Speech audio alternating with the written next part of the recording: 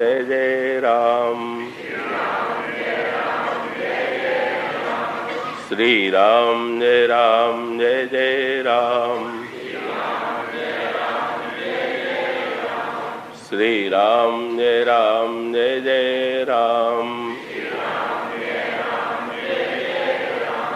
बोलिए सियावर रामचंद्र महाराज की जय। भगवान श्री राघवेंद्र केवट से अनुरोध करते हैं। उसमें गोस्वामी जी भगवान राम को उपाधि देते हैं। पहले करुणा एन तो कह ही चुके थे। कैसे पृष्ठाज्ञा कहते हैं, सुनि कृपाल बोले मुस्काई, सोई कर जिनको नाव ले जाई। कृपा से भर करके भगवान श्री राम ने, कृपालु श्री राम ने केवट से ऐसा कहा। करुणा के पश्चात कृपा की अभिव्यक्ति होती है। और श्री रामचरितमानस की दृष्टि में तो कृपा का महत्व सर्वाधिक। तो केवट के जीवन में तो सब कुछ कृपा ही है, लेकिन रामचरितमानस की मान्यता है कि व्यक्ति किसी भी मार्ग का अनुयायी क्यों न हो, तो किसी भी प्रकार की साधना क्यों न स्वीकार करे, पर जब तक उसके साथ ईश्वर की कृपा नहीं होगी तब तक किसी भी साधना में व्यक्ति को सफलता प्राप्त नहीं होती। तो इसका अभिप्राय ये है कि ये न समझ लें कि जो दीनहीन व्यक्ति हैं उन्हीं को कृपा की आवश्यकता है, और जो साधना संपन्न या पुरुषार्थ संपन्न लोग हैं उन लोगों को ईश्वर की कृपा आवश्यक नहीं है। ऐसा नहीं। तो इसलिए ये कह सकते हैं कि कृपा की मात्रा में भेद है, पर कृपा की आवश्यकता प्रत्येक पथ में है। इसका गोस्वामी जी ने रामायण के प्रत्येक प्रसंग में संकेत किया। ज्ञान की साधना में भगवान की कृपा की आवश्यकता है कि नहीं? तो गोस्वामी जी ये कहते हैं कि ज्ञानी को भी सबसे प्रारंभ में तो भगवान की कृपा की आवश्यकता पड़ती है। जैसे दृष्टांत के रूप में यो कहें, ज्ञानी को रामचरितमानस में भगवान का बड़ा पुत्र बताया गया। भगवान कहते हैं, मोरे प्रभु तनय सम ज्ञानी और बालक सुतम दास अमानी। जो अमानी भक्त हैं वे मेरे छोटे बालक हैं, और जो ज्ञानी हैं वे मेरे बड़े पुत्र हैं। तो बड़े पुत्र को भी अपना कार्य चलाने के लिए, एक पुत्र यदि व्यापार करना चाहे तो व्यापार के प्रारंभ में तो उसे जो पूंजी चाहिए, जो धन चाहिए, तो ये तो उसकी योग्यता पर निर्भर है कि वो व्यापार से उसका कितना विस्तार करता है और कितनी उन्नति करता है। लेकिन प्रारंभ में तो पिता जब अपनी ओर से उसे कुछ पूंजी देगा तब वो उस पूंजी को बढ़ाने की चेष्टा करेगा। तो बड़े पुत्र को पिता का की कृपा नहीं चाहिए, ऐसा कहना संभव नहीं। तो इसी दृष्टि से गोस्वामी जी जहां पर ज्ञान साधना का वर्णन करते हैं, तो उत्तरखंड में ज्ञान साधना का बड़ा विस्तृत वर्णन किया गया। तो व्यक्ति को कैसे ज्ञान प्राप्त हो, तो वैसे हमारे शास्त्रों में इससे ये प्रश्न उठाया गया कि ज्ञान की प्राप्ति कैसे होती है। तो बड़ा प्रसिद्ध वाक्य है, श्रद्धावान लभते ज्ञान। जो श्रद्धावान व्यक्ति है वही ज्ञान प्राप्त करता है। फिर यही प्रश्न आता है कि श्रद्धा कैसे आवेगी? पहले श्रद्धा आवेगी तब ज्ञान प्राप्त होगा। तो श्रद्धा जो है वो व्यक्ति के पुरुषार्थ का परिणाम है कि वो कृपा का परिणाम? क्योंकि अगर श्रद्धा पुरुषार्थ का ही परिणाम होती तो प्रत्येक व्यक्ति के अंतःकरण में श्रद्धा आ जाती। गोस्वामी जी ने बड़ा सार्थक उत्तर दिया है ये व्यक्ति के बस में ही सब कुछ होता, तो चाहतो जो जोई जोई लहतो तो सोई सोई, काहू भांति काहू की न कामना रहा।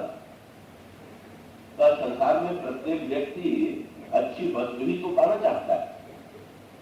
तो अगर व्यक्ति के बस में ही सब होता, तो जो व्यक्ति संसार में जिस व्यक्ति के मन में जिस वस्तु की चाह होती, तब वो उस वस्तु को पा लेता।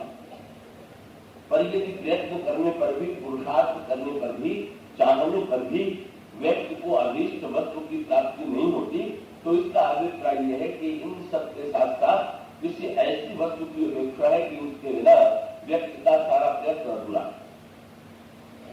तो ज्ञानी को का बुद्धि तो व्यक्ति के पास है। यद्यपि अगर कोई गहराई से विचार करके देखे तो बुद्धि भी तो ईश्वर प्रदत्त ही है, तो बुद्धि भी कोई जाई हुई वस्तु तो नहीं है। पर बुद्धि में श्रद्धा का उदय जो है, तो उसके लिए तो गोस्वामी जी एक बड़ा विस्तृत वर्णन करते हैं ज्ञान दीपक में। वे कहते हैं ज्ञान का दीपक जलाने की आवश्यकता है, और दीपक जलाने के लिए घी चाहिए, बत्ती चाहिए, और उस घी के लिए दूध दही की आवश्यकता है, दही की आवश्यकता है, दही के लिए दूध की आवश्यकता है, और फिर दूध के लिए गाय की आवश्यकता है।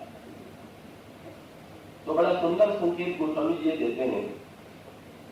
वे कहते हैं कि ये दूध बनता किससे?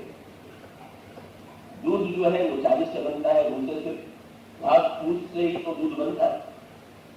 लेकिन बड़ी विचित्र बात है कि जितने तब कोई अगर गणित की गणित लगा दे कि भाई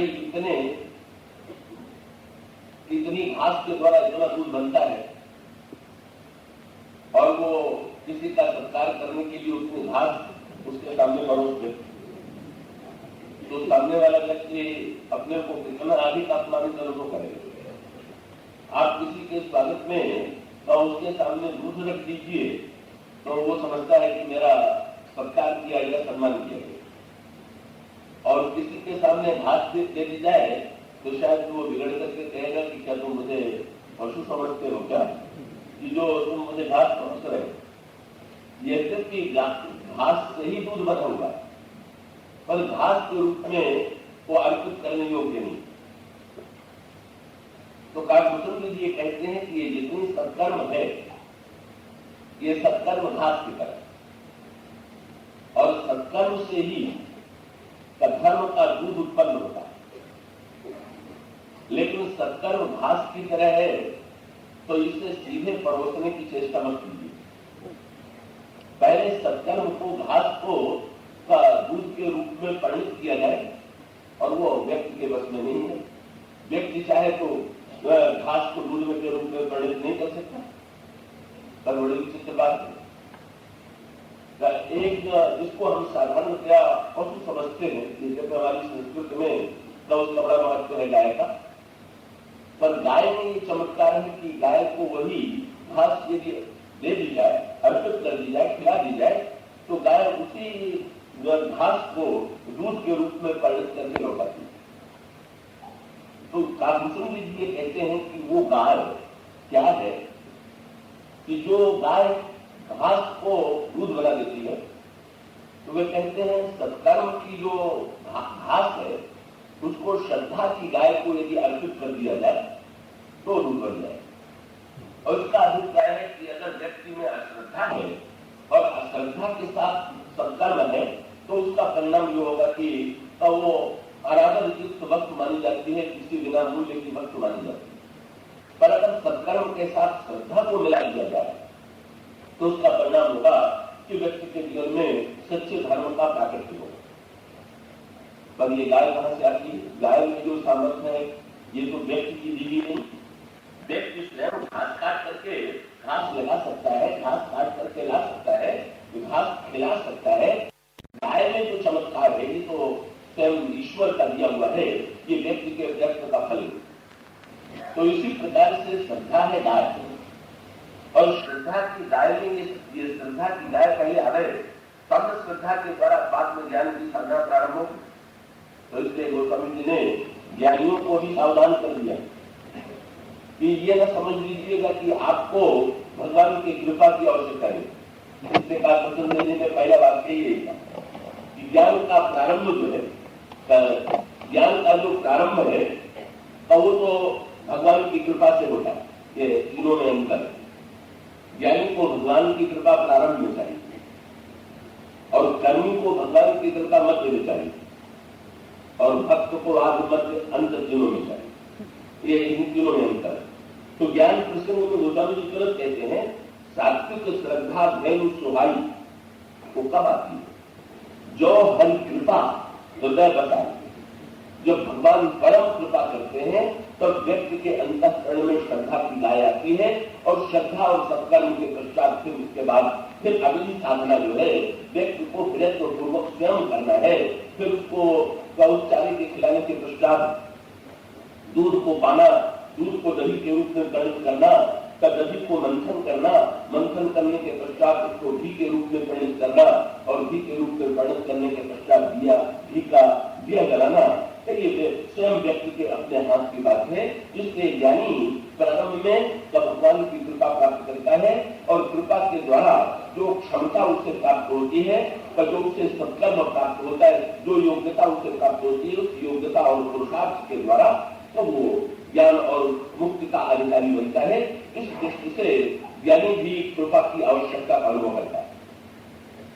और जो कर्मयोगी है वो जो सत्कर्म करने वाला, जो कर्म पथ पर चलने वाला व्यक्ति है, तो उसको भगवान की कृपा की आवश्यकता है कि नहीं है?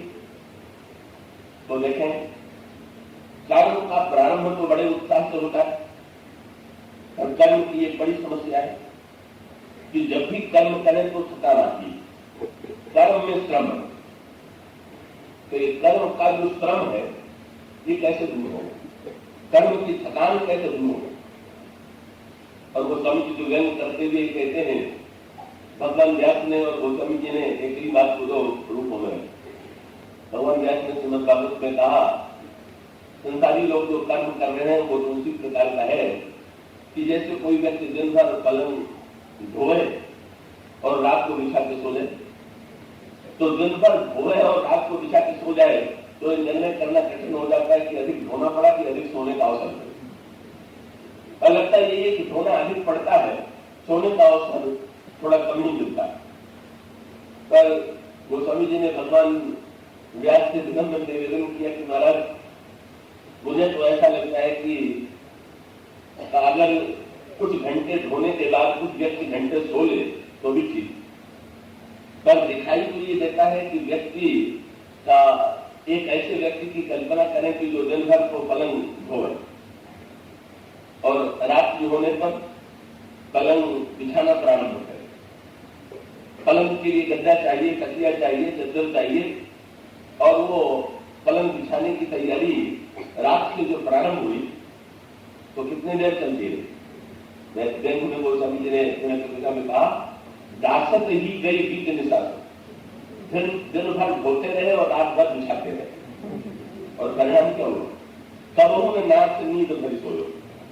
नींद की तैयारी होती रही कि ऐसा हो। उसका अभिप्राय कर्म करते हुए हम एक कल्पना करते रहते हैं कि ये वस्तुएं हमें मिल जाए, जब ये वस्तु मिल जाएगी तो हम फिर आनंद से जीवन में विश्राम करें। जवानी भर श्रम करते हैं, बुढ़ाई में भी चेष्टा करते रहते हैं, पर वो शांति और विश्राम का वो अवसर आता कब है? सोने का अवसर कब आता है? विश्राम का अवसर कब आता है? तो कर्म का प्रारंभ तो हुआ पुरुषार्थ से, पर कर्म में जो श्रम है उस कर्म के श्रम को निवारण करने की सामर्थ्य किसमें? रामचरितमानस में इसको और भी बड़े विस्तृत रूप में प्रस्तुत किया गया है। साधना और कर्म को बड़ा महत्व दिया गया। सत्कर्म को सत्कर्म का पुरस्कार रामायण में नहीं है। तो जैसे संकेत आता है बंदर लंका के युद्ध में लड़ते हैं, तो बंदर जब लंका के युद्ध में लड़ते हैं तो ये बंदर कौन है? ये बंदर देवता ही बंदरों के रूप में जन्म लेते और देवल को प्राप्त होता है सत्कर्म से। तो इसका अभिप्राय ये है कि ये गौतम जी ने इसके लिए प्रतीकात्मक संकेत भी सुना है कि ये जो वाली था कि ये सारे देवताओं का स्वामी, और बाली जो सारे देवताओं का स्वामी है तो उसको गोस्वामी जी का विनय पत्रिका में कर्म का प्रतीक मानते। तो इसका अभिप्राय ये है, इसका तात्पर्य ये है कि सर्वश्रेष्ठ सत्कर्म जो है वो तो इंद्र के जीवन में है, क्योंकि इंद्र पद जो है वो देवताओं में सबसे ऊंचा पद है, और ये इंद्र पद उसी को प्राप्त होता है जिसका सर्वश्रेष्ठ सत्कर्म होता है। पर एक सांकेतिक क्रम ये आता है कि बालिका भगवान श्री रामचंद्र ने पहले उस पर बाण चला करके उसे मूर्छित किया, और मूर्छित करने के पश्चात फिर का आगे चल करके बाली में परिवर्तन आता है। और वहां एक संकेत और जुड़ा हुआ है, यद्यपि इन सारे बंदरों को सीता जी के पता लगाने का काम सौंपा गया है, पर इन सारे बंदरों में बाली नहीं। यद्यपि इसका भी जन्म इसी उद्देश्य से हुआ है। ब्रह्मा ने ये कहा जाता है कि जब का प्रेम भरे स्वर में ब्रह्मा ने भगवान की प्रार्थना की तो भगवान ने आकाशवाणी में प्रभु का स्वर सुनाई पड़ा कि जन जन मुनि शुद्ध सुरेशा तुमन लाग हरिहो नर बेसा अंसन सहित मनुष्य अवतारा यही हो जन कर वंश उदारा। भगवान ने कहा, देवताओं तुम लोग मत डरो, मैं अवतार लेकर के हरिणों सकल भूमि करूंगा, पृथ्वी का जितना भार है तो उसे मैं हरण कर दूंगा। ये भगवान ने घोषणा की। तो भगवान भार हरण करने की प्रतिक्रिया करते हैं।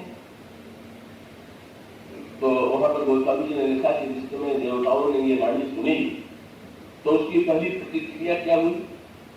गगन ब्रह्म वाणी सुनी काना, और तुरंत हृदय जुड़ाना। देवता बड़े प्रसन्न हो गए और अपने अपने घरों को लौटने लगे, अपने अपने स्वर्ग के अपने अपने निवास स्थान को लौटने लगे। और ब्रह्मा ने जब देवताओं को लौटते देखा तो तुरंत कहा कि आप लोग कहाँ जा रहे हैं? बोले अब तो भगवान भार हरण करने के लिए आई रहे। तो ब्रह्मा ने कहा कि आप लोग भी कुछ कीजिएगा कि आप लोग समझ रहे हैं कि आपको काम से छुट्टी मिली। इसका अभिप्राय कि भाई छोटा बालक अगर कोई कर्म न करे तो उसे निकम्मा और आलसी कह करके उसकी निंदा नहीं की जाए, लेकिन अगर कोई बड़ा होने के पश्चात भी अगर कर्म से भागे तो उसकी आलसी और आलसी कह करके निष्क्रिय कह करके निंदा की जाए। तो देवता तो सत्कर्म के प्रतीक हैं और इन्होंने स्वर्ग के भोगों को प्राप्त करने के लिए सत्कर्म किए हैं। तो ऐसी परिस्थिति में ब्रह्मा का तात्पर्य यह है कि जब तुम जीवन में भोगों को प्राप्त करने के लिए कर्म करते हो तो ऐसी परिस्थिति में तुम्हें भगवान और भक्ति की प्राप्ति के लिए भी तो कर्म का सदुपयोग करना चाहिए। पर तुम्हें कर्म से छुट्टी नहीं मिलेगी, इसलिए तुम अपना कर्तव्य सोचो। क्या तब भगवान तो भाग उठाएंगे, पर वही ब्रज की परंपरा में है। आपने चित्र में देखा होगा, लीला में देखा होगा कि गिरिराज का भाग तो भगवान की अंगुलियों पर उसके साथ साथ उसमें भगवान ही अकेले नहीं दिखाई देते। ग्वाल बाल भी अपनी अपनी लाठी लगाए थे। यद्यपि वो प्रतीकात्मक ही है, कोई ग्वाल बालों की लाठी पर था, यद्यपि ग्वाल बालों को एक बार यही भ्रम हो गया। कहा जाता है कि किसी गोपी ने मनसुखा से पूछ दिया कि गोपाल कहाँ? तो उन्होंने तुरंत कह दिया कि ब्रज में तो सब गोपाल ही गोपाल है, जो गाय पालन करे सब गोपाल ही है, तुम किस गोपाल के विषय में पूछ रही? तो गोपी ने कहा कि साधारण गोपाल के विषय में नहीं, वो भगवान गोपाल। ये भगवान कौन? वही जो नंद बाबा के पुत्र हैं। तो वो उस मनसुखा ने कहा कि वो भगवान कब से हो गए? तो गोपी ने कहा तुमने देखा नहीं? अरे अभी कुछ दिन पहले की घटना है कि उन्होंने गोवर्धन पर्वत को अपनी अंगुली पर उठा लिया। मनसुखा ने कहा कि बड़ी बात समझो तुम, क्या उसने अकेले उठा लिया? कि हम लोगों ने अपनी अपनी लाठी नहीं लगाई थी क्या? उसका अकेला प्रयत्न था क्या? इस प्रकार की बात का ऐसा प्रतीत होता है कि यद्यपि लेकिन ईश्वर जो है कब मालूम से ये नहीं कहता, ये देखो चाहता तो कह सकता था, अगर अपना प्रभाव दिखाना चाहता तो कह सकता था कि नहीं नहीं तुम लोग अपनी लाठी हटाओ, तुम अपनी अंगुलियां हटाओ और मैं स्वयं इसको उठाए हुए हूं। पर नहीं, ये कहते हैं कि तुममें जितनी क्षमता है, जितनी योग्यता है, उस अपनी योग्यता और क्षमता का उपयोग तो मेरे साथ मिलकर के करो। और इस प्रकार से व्यक्ति के जो साधना और सत्कर्म है और उसका अपना महत्व है। रामचरितमानस में भी ब्रह्मा बंदरों से यही कहते हैं कि जब भगवान अवतार लेंगे तो तुम लोगों को भी अपनी भूमिका स्वीकार करनी चाहिए, और भूमिका स्वीकार करने के लिए कौन देवताओं को आदेश दिया जाता है कि वे बंदरों के रूप में जन्म लें, और बंदरों के रूप में जन्म लेकर के तब भगवान राम के साथ प्रयत्नशील हो। और तब उसके पश्चात वहां पर गोस्वामी जी का एक संकेत करते हुए ये बताते हैं कि ये बंदर जो है लंका के युद्ध में राक्षसों से लड़ते हैं, तो राक्षस है दुष्कर्म पाप और बंदर है सत्कर्म, तो सत्कर्म और दुष्कर्मों में लड़ाई होती है। लेकिन उस लड़ाई में एक समस्या आ जाती है, क्या बंदर जब राक्षसों से लड़ते हैं तो पूरा प्रयत्न पूर्वक लड़ते हुए भी दो बातें आपको दिखाई देंगी कि एक तो दिन भर जब लड़ करके आते हैं तो थक जाते हैं, दिन भर लड़ कर। तो राक्षसों की समस्या क्या है, राक्षस को अपनी थकान मिटाने के लिए शराब पी लेते हैं, और उनके थकान की पद्धति ये जो राक्षसी वृत्ति वाला व्यक्ति होता है वो नशे के द्वारा अपनी थकान मिटाता है। कोई नशा चाहिए, चाहे शराब का नशा चाहिए, चाहे कोई और किसी प्रकार का नशा चाहिए, और उसके द्वारा वो समझता है कुछ देर के लिए नशे का स्वभाव यह है कि वो वास्तविकता को भुला देता है। तो उसका परिणाम ये हुआ कि कुछ लोग केवल कुछ देर के लिए अपने आप को गुलामी में डाल करके ऐसा अनुभव करते हैं कि जैसे हम अपनी थकान मिटा रहे हैं। तो लंका के राक्षसों की पद्धति तो दूसरी, लेकिन जब बंदर थकते हैं तो भगवान राम बंदरों को आदेश देते हैं कि भगवान राम के आदेश को पा करके बंदर युद्ध करते हैं। पर जब दिन भर लड़ाई के बाद थक करके आते हैं तो उनकी थकान कौन मिटाता है? वो समझने का या तो एक ही दबा क्या सारे बंदर जो सायंकाल के समय लौटते हैं, भगवान श्री राम एक बार अपनी दृष्टि जो है उन सारे बंदरों पर डाल देते हैं। और उस दृष्टि की विशेषता क्या होती है? क्या राम कृपा करें, उस दृष्टि में कृपा। और जब भगवान राम अपनी कृपा दृष्टि डाल देते हैं तो उसका लाभ ये मिलता है कि राम कृपा कर चितवाद विहुन भय विगत श्रम बांगत में। तब बंदरों की थकान बड़ी सरलता से बढ़ जाती है जब भगवान राम की कृपा दृष्टि बढ़ गई। तो उसका अभिप्राय यह है कि कर्म करते हुए व्यक्ति को अगर सत्कर्म करने के लिए शरीर प्राप्त है, क्षमता प्राप्त है, तो वो शरीर और क्षमता भी ईश्वर की दी हुई है। पर उस प्राप्त शरीर के द्वारा जब हम कर्म करेंगे तो कर्म में जो श्रम की अनुभूति होगी का उस श्रम के निवारण करने के लिए भी ईश्वर की कृपा की व्यवस्था। और उस दृष्टि से ये संकेत मिलता है कि सारे बंदर जो है तब भगवान श्री राघवेंद्र की कृपा के द्वारा श्रम मुक्त होते हैं। और दूसरा संकेत और बड़े महत्व का है, भगवान श्री राघवेंद्र जब युद्ध समाप्त होता है तो उस युद्ध में केवल राक्षस ही नहीं मारे गए, बंदर भी मारे गए।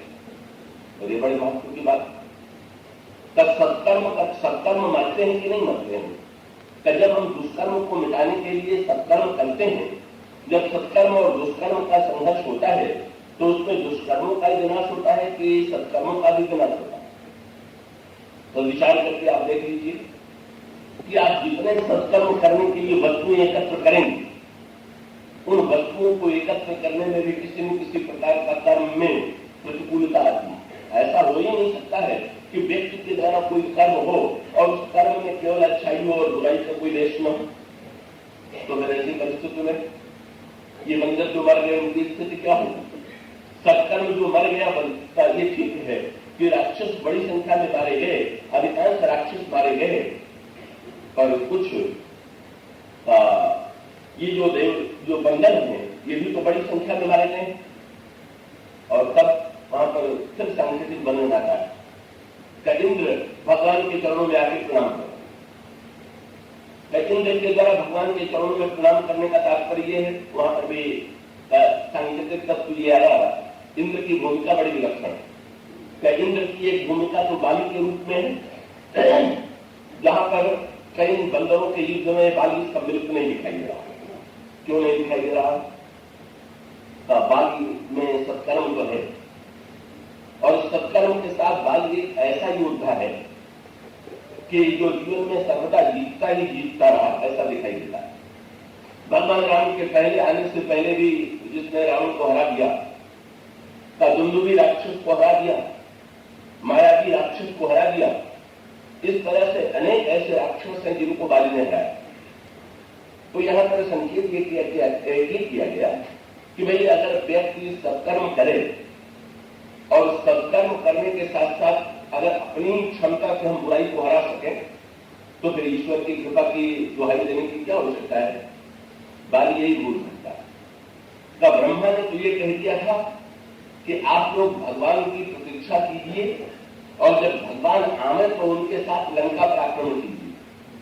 पर भगवान के आने से पहले बाली ने रावण को हरा दिया। बाली ने जब भगवान के आने से पहले रावण को हरा दिया, तो बाली का तात्पर्य क्या था?